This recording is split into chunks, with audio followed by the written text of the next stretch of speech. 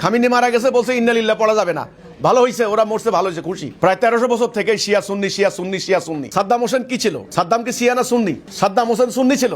সাদ্দামকে কেন হত্যা করলো? তখন শিয়ারা বলেছে, তখন কিন্তু এই ইরান সাপোর্ট করেছে। আজকে শিয়াদেরকে মারা হচ্ছে, এখন সুন্নিরা বলে একেবারে ঠিক কাজ হয়েছে। আপনি বলেছেন এটা কি ইরানের ব্যর্থতা নাকি মুসলমানদের ব্যর্থতা? আমি বলি এই ব্যর্থতা আমাদের সবার। ইরান কোনো মুসলমান রাষ্ট্রকে পাচ্ছে না, তাই না? দেখেন আমি একটা কথা বলি, আমরা দুর্ভাগ্যজনকভাবে আমরা কিন্তু মুসলমানরা আগে থেকেই প্রায় 1300 বছর থেকে শিয়া সুন্নি শিয়া সুন্নি শিয়া সুন্নি, এই যে বিভক্তি, একটা মানুষকে দুই টুকরা করে দিলে মানুষটা আর বাঁচে না। হ্যাঁ, আপনি অবশ্যই দুই টুকরা করা কোনো মানুষকে জীবন্ত পাবেন না, ঠিক আছে? ঠিক তেমনি একটা উম্মাহ, আল্লাহ রসুল যে উম্মাকে তৈরি করেছেন একটা কথার উপরে, লা ইলাহা ইল্লাল্লাহ, লক্ষ্য ছিল একটা, উদ্দেশ্য ছিল একটা, মানবতার কল্যাণ, মানুষের শান্তি, আল্লাহর বিধান কায়েম করে।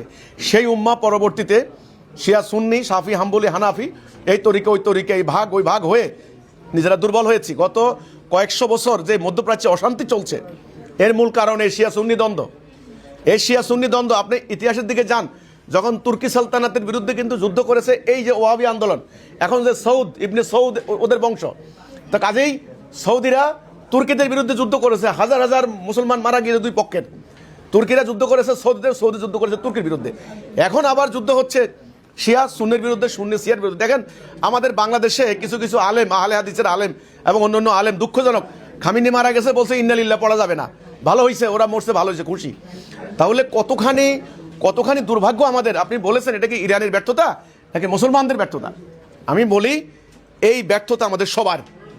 আমাদের ঐক্যবদ্ধ হওয়ার সুতা ছিল একটা, লা ইলাহা ইল্লাল্লাহ। আল্লাহ নবী বলেছেন, মান কালা লা ইলাহা ইল্লাল্লাহ ফাদাখালাল জান্নাহ, যে বলল লা ইলাহা ইল্লাল্লাহ সে জান্নাত যাবে। এখানে শুধু এই মানদণ্ড বাদ দিয়ে আমরা যখন এই ছোটোখাটো মাসলা মাসাইল, আমরা আকিদাগত, ফেরকাগত ইত্যাদিতে নিয়ে যখন বিভক্ত হয়ে গিয়েছি, এবার ওরা আমাদেরকে হত্যা করছে। ওরা যখন বোম মারছে, আমি আপনাকে বলি, সাদ্দাম হোসেন কি ছিল? সাদ্দাম কি শিয়া না সুন্নি? সাদ্দাম হোসেন সুন্নি ছিল। সাদ্দামকে কেন এই হত্যা করলো? তখন শিয়ারা বলেছে, তখন কিন্তু এই ইরান সাপোর্ট করেছে। আজকে শিয়াদেরকে মারা হচ্ছে, এখন সুন্নিরা বলে একেবারে ঠিক কাজ হয়েছে। এটা আমাদের একটা ব্যর্থতা।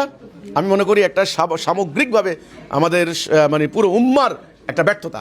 এই হলো কথাটা। এখানে মানে শিয়া সুন্নির ফ্যাক্টর না, ফ্যাক্টর হচ্ছে আমাদের উম্মার ব্যর্থতা।